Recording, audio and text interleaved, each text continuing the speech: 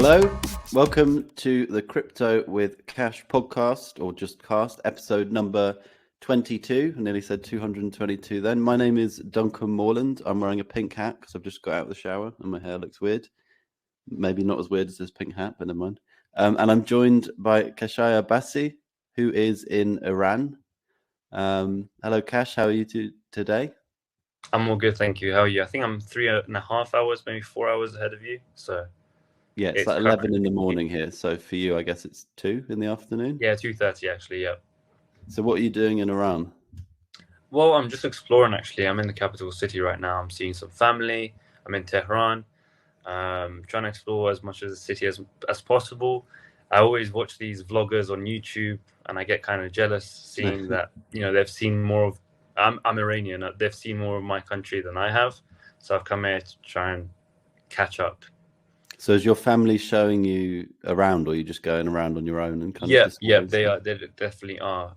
I'm trying to sneak off as well to see some parts by myself, but they're like, "Oh no, since we're all here together, let's go." They're very, of course, they're very kind. Tehran is a crazy city. I mean, during the day, like right now, it's unbearably hot, so no one goes out. But in the evening, so from like 5 or 6 onwards, when it cools down, it goes down to around 33 degrees. Maybe 30 degrees. That's when everyone goes out, and everyone's out until like 1 or 2 a.m. every single night. Okay.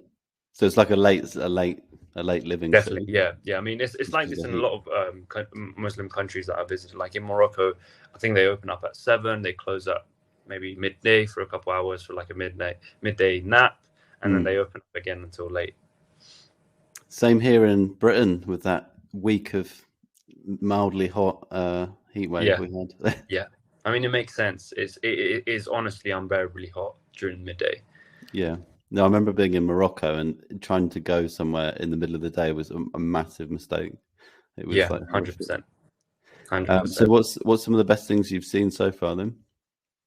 Well, I went mountain hiking. It was really awesome. I went on some cable cars that took me right from the bottom all the way to the top, and then you see the whole city. That's cool. They have a tower called Millard Tower here, which is very similar to the CN Tower in Canada.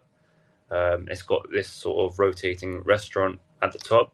Right. Okay. So I'm going to do that maybe tonight actually. Should be good. And stick a Crypto with Cash poster on the window at the top. Why not? Why not? But yeah, it's been awesome. I'm eating out every single day. Yeah, because it's quite cheap out here. I'm getting kebabs. Right. Okay, I was going to ask what's the food like? What kind of food have you been eating? We have it's very similar to Turkish cuisine. So we have kufta, which is kind of like minced meat. We have chicken breast, chicken with bones. Some people prefer it with bones. I prefer it without. Yeah. And we have everything with rice. So meat and rice. Okay. Right. Highly recommended. So nice and filling then, yeah. 100%. Actually, so the topics today, one of them, let me just run through what we're going to talk about for people. So let me get my list. So we're talking about the Nomad Bridge hack, and I think we should talk about bridge hacks in general. We're talking about the upcoming Ethereum Testnet merge, which could be big news. And we want to talk about Beck passed a Metaverse rave when she was on holiday. So I thought it would be cool to talk about that. And also, you mentioned in our chat that you brought your VR headset to Iran. So let's start there. What have you been doing with your VR headset in Iran? Have you just been showing people? Yeah, so before coming out, I was telling all my cousins about how there's VR. You put it on and it transports you to a different world. And they were like, yeah, sure, whatever. I don't believe it. Because there's, like I said before, there's this misconception when it comes to VR. People perhaps got used to, those cardboard boxes that you slide your phone into and you see some 3D images, and they think that's what VR is now after all these years. But it's a lot more sophisticated now. And when you actually put it on, it really does feel like you've been transported to a different world. So I bought it here. I'm putting this... there's this National Geographic game where you're kind of kayaking through the North Pole, and then you come across these penguins, there's whales and everything. It's incredible. It really does feel like you're there. Yeah. and I've just been showing all my cousins, and they're blown away, and they just don't want to put it down. They're like, every time I charge it up, they use it until it's done, and I have to charge it again and just let them use it. They've had so much fun with it. They've even said they're not going to let me go back to the UK with it. They're like, no, you have to keep it. So I'm like, all right. Looks like you're buying a new VR headset then, yeah? Yeah, maybe. Have you seen any crypto-related stuff around the city at all? Funnily enough, speaking to the people here, a lot of people have invested in crypto. There's actually a bunch of cryptocurrency exchanges set up in Tehran. There's a lot of mining activity here as well, because it's so cheap. Electricity prices are so cheap. I think probably one of the cheapest places in the world, actually. Do you mean on a like mass scale? So there's companies out there mining, or individual people, right? Yeah. But I would say vast majority of people have invested some of their money into digital assets. It's quite interesting to see. Yeah.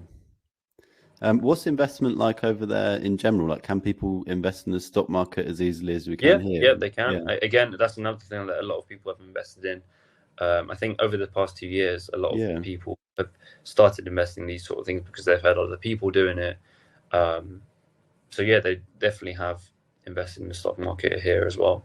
Yeah, because that was a huge thing, obviously, like I guess in the States and in the UK, like a lot of younger people started investing. I think I don't know whether it was like sort of, having apps on your phone, able to easily invest, or everyone being bored at home during COVID. Yeah, it's interesting. They were lucky enough to, the coins that a lot of people have invested in here are the same coins that a lot of people have invested in the UK or in the US. So Shiba Inu and Dogecoin, some of the most popular retail coins. A lot of people, if not everyone who's invested in crypto, have invested in those coins here as well. It's quite interesting to see. Elon Musk's favorite there. Yeah, exactly. Okay, that's really interesting. So the next item on what we wanted to talk about is, what was it? It was a hack on a Nomad Bridge hack. Can you explain to people what that is and what happened? Yeah, so essentially a cryptocurrency bridge allows you to move assets from one blockchain to another. There's been a lot of discussion in the past about how these platforms are just very unsafe because there's just a lot of attack vectors that can be exploited. And what happened is someone was actually able to hack this bridge in particular, and I think in the process they've been able to steal over $150 million worth of assets. So it's unknown as to what's going to happen or whether the affected people are going to get their funds back. As has been the case in the past, where someone's come in and said, okay, we're going to help recuperate the losses for the people involved. Right now, not much is clear, but I think around $150 million have been stolen, which is significant. Yeah, that's a lot. So between which two networks is that? I think it's Ethereum is the main one, and it branches out to different blockchains. Right. Okay. I don't know whether it was all the different blockchains that were affected, but I think the Ethereum was the main one. Okay. I read a post the other day, and it had a link to Vitalik tweet. So Vitalik's the sort of, I don't know, one of the initial creators of Ethereum. He's the Ethereum boss, essentially. And he was warning against bridges. But kind of, he's saying that this is quite an older, not too old, but maybe last year sometime he posted this. And it was the blockchain space would be multi-blockchain, but not cross-blockchain. So he didn't have the same vision as other people, where you would just be able to swap cryptos between different blockchains like Ethereum and Solana, say, in a safe manner. And the reason he said that was because he said you can't separate the data and the security layer of the blockchains. It's meaning that I guess meaning sort of data and the cryptos being traded on top of Ethereum are secured by the Ethereum security layer. Like, I'm too stupid to actually understand how this works. But if you kind of are moving coins between blockchain networks, then they become vulnerable because they don't have that security of an Ethereum by native the underlying coin, technology of the blockchain. So he also challenged this idea of modular blockchains, which I read about last year, which I found quite interesting, which was which was that kind of thing. Like Ethereum could be the security layer for a bunch of other blockchains, but he kind of challenged that. And I guess the person who posted on Reddit had made this huge list of bridge hacks. So hacks of, like you're saying, protocols that are moving cryptocurrency between different blockchains. And there's a huge list of these kind of hacks that have, like where people have lost millions of pounds, I guess, or millions of dollars. Hundreds of millions, Hundreds, yeah. Which is crazy to even think about. So listen to Vitalik. He's smarter than us all. So he actually, just I really like his blog posts because he writes about quite interesting.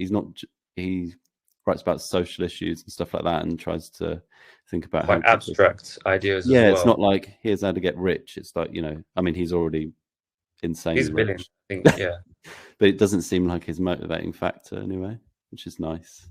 It makes a change. Sure. I mean, if you look at images of him, he's always wearing these really funky sort of t-shirts, not very materialistic at all. There's like, he wears like a cartoonish sort of purple watch all the time. Yeah. He seems like a good guy and very smart. Yeah, I think we need more people like that in crypto. Yeah, people that are interested in like the other use cases, I think. Genuine people. And that's how, like, from an investing perspective, it's focusing on those things that gets you through bear markets as well, and it helps you understand, like, the purpose of investing in the different aspects of crypto. I guess that's what I think. Exactly. So also on our agenda talking list today is the Ethereum Testnet merge. Has there been more news on this? Yeah, so it's actually happening. The last testnet merge is happening in a couple of days. I think on August 11. It all depends on the blockchain, so it might be a day before or after. But that will be the last sort of testnet merge before the actual event, which is scheduled to happen sometime in September. I think late September. Ethereum coins have all been doing very well. They've been far outperforming all other coins in the market recently. So there's clearly a lot of interest in this event. And it'll be interesting to see what happens. There's actually some discussions about how some people might fork Ethereum into two different chains, one which will become proof of work, which is what it is at the moment, and then there will be a proof of stake chain, which a lot of these assets will move onto. So similar to what we had with Bitcoin and Bitcoin Cash back in 2017, where there was a fork and now two chains exist. There's discussions at how the current Ethereum is going to fork into two, and we'll see what happens. We might potentially get free money if it does get forked like that. I guess the motivation factor there is like all those people mining. Exactly. Work. They don't want to lose their income, do they? Because a lot of people have spent a lot of money on computer hardware to mine profitably, I guess. Yeah, exactly. And so there's a lot of support by them. There's a lot of support by miners for the proof of work fork of Ethereum. There's a lot of discussions right now, but we'll have to see what happens. Before there's no one has a clear idea of what's going to happen right after the merge. So we'll have to see what happens. But there are discussions about how miners are going to collude to make that happen. But I think the general consensus seems to be that a lot of these assets are going to be moved to the proof of stake Ethereum chain, and proof of work will just fizzle out after the first few weeks of excitement. Yeah, it also seems like if you're saying that Ethereum and Ethereum-based coins are seeing more investing activity now, maybe a lot of the market action is being priced in ahead of September. But I'm bad at predicting stuff, so do the opposite of what I say. Okay, so next on our list we have. I want to talk about interest rates as well. But before that, so BetChat Beck, if I've pronounced that right, BetChat Beck has been on holiday, and she heard a rave near where she was staying, and then she walked past a poster. And if I'm reading this right, it was a in-person rave, but you could also attend via the Metaverse. It's from 10 p.m. to 6 a.m. Let me just read out. There was this super loud rave happening next to our flat last Saturday. walked past, and it's a rave from 10 p.m. to 6 a.m. that's also held virtually in the Metaverse. Thought it was kind of cool. Never seen anything like that before. It's kind of like, have you ever seen people go like attending a silent disco where they have headphones on? There's no music. I've not, playing but yeah, friends said about this. Yeah. Yeah, but I feel like this would be more immersive. So what I imagine has happened there is, people have set up these sort of 3D cameras that can pick up people and the music, of course, and anyone around the world can tune in. Perhaps why it went from, would you say, 9 or 10 p.m. to 6 a.m.? Yeah. Right. Probably Yeah, to allow people from different time zones to tune in as well. So I guess so if you had your VR headset on, you'd be dancing around, and it would be streaming the real people from the room. Yeah. So you could dance with the people, but then they can't see you, I guess. They can't see you. Yeah, which is kind of so weird. You're just like a ghost. It's not something I've done myself, and yeah, I'm kind of finding it difficult to imagine as well. but yeah, I think it's an interesting experience, and if I do come across it, I'll definitely try and join one day. Yeah, I guess it would be good if they could project the people in VR into the room with like holograms or I don't know, lights. Yeah, I think we're a few years away from that sort of technology. And then what if the bouncer needs to kick out someone, but they're not actually there because they're just attending via VR? Yeah, it's like they'll be pushing through ghosts or something. Yeah, it's just weird. I don't know if I want to be part of this world, this rave world. Okay, something less fun. Interest rates. The Bank of England yesterday has increased interest rates from 1.25% to 1.75%. Yeah. Do you have any thoughts about this in general, and how it might or has impacted crypto markets? I mean, I think a lot of it was priced in, which is why the markets, contrary to what most people would believe, markets actually started rallying upwards after the news came out. Yeah, I literally in our crypto chat, I said I think the markets will probably go down on this news, and yeah, they did. Yeah. But I think the markets were expecting it. Inflation is rampant right now in the UK. Yeah, and in a lot of places, I think. Yeah, exactly, and of course, many places around the world. And what they did say is that actually we're going to see, I think, 5 consecutive quarters of recession starting from Q4 this year, which is quite bleak. But yeah, I think a lot of people expected this to happen. They said inflation is going to continue going up to, I think, 13%. They said, which is almost unfathomable. Yeah. But what's interesting is that there was this tweet that I saw earlier today. They say official inflation at the moment is 9%, around 9%, but the price of everything has gone up by much, much more. So real inflation is probably around 20-30% because the price of many goods have gone up by 20-30%. Energy bills have gone up by 300%. So we'll have to see what happens, but it's not looking very good for the UK economy, unfortunately. And they said it's essentially guaranteed to happen, that we're going to go into a recession, which is obviously not great. Yeah, and that brings unemployment and all kinds of things, doesn't it? Yeah. If people have got less money to spend on the retail side, like they're not going to be investing. A lot of people have had excess cash during the pandemic. I guess some people in the States got sort of checks, like I can't remember what they were called, but sort of help, I guess, some financial help. Yeah. I think things are going to get worse before they get better is the general message that they were trying to get across without actually saying those words, Yeah, and people, it seems like there's not a lot of help for people, which is the thing I keep thinking about, especially with energy bills. They've gone up, they've doubled, and they're predicted to double again. Yeah, every 3 months I think they're going to. Yeah, the financial help from the government, etc., not to make this too political, is just not there, or is minimal. And I just keep thinking, like, well, what is going to happen? And all these companies are actually reporting record profits, not revenue, profits, actual profits that they're making. So what is the answer, Yeah. I had something more positive to say, but I can't remember what it was. So I mean, it's good weather. At least we're getting some good weather out there. Another aspect, this isn't positive, but another aspect of interest rates I've always thought is if you have higher interest rates, there's less incentive to risk money in the stock market.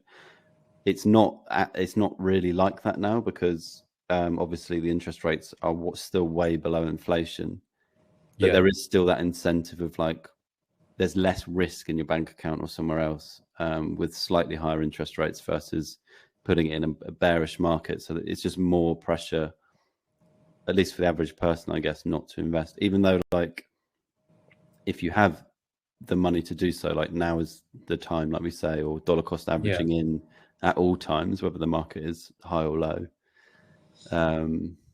is the approach you recommend with crypto with cash. Yeah, exactly. I mean, right now we've seen a massive jump across all the markets, but once in a couple of months' time, perhaps when the headlines change to sort of recession confirmed sort of headlines, I think the markets are going to start selling off again. We may see some lower prices again, and as we said, maybe for a while before they recover, when we start seeing the prices that we saw last year and the year before that. Yeah, so we'll just have to wait and see, I guess. Yeah, exactly. So to finish on what might be a more fun note, or might not be, depending on your answer, what have you got planned for the rest of your day?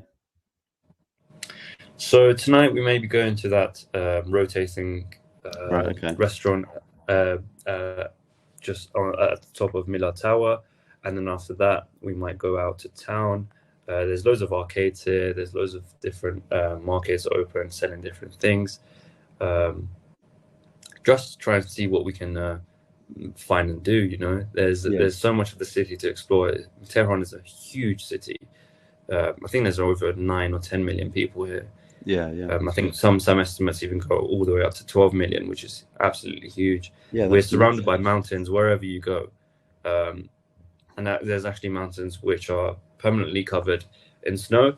So perhaps go to one of the tallest mountains and see if I can get some nice pictures. Yeah, that sounds good. Yeah, maybe we can share pictures next podcast or something. Yeah, if it's not too private. Okay, well, have a good day, and next week or the week after we can talk about what it was like to look out across Tehran with all from that rotating.